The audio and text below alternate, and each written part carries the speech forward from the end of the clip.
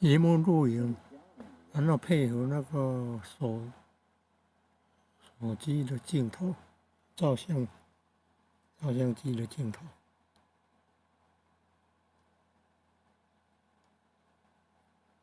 我们按到哪里怎么变黑幕了？还有这个啦。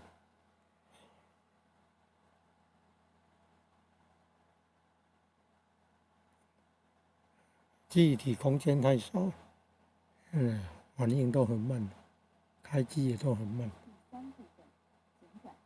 就是荧幕录影配合那个相机镜头，然后那个荧幕录影可以设定那个录出来的档案比较小。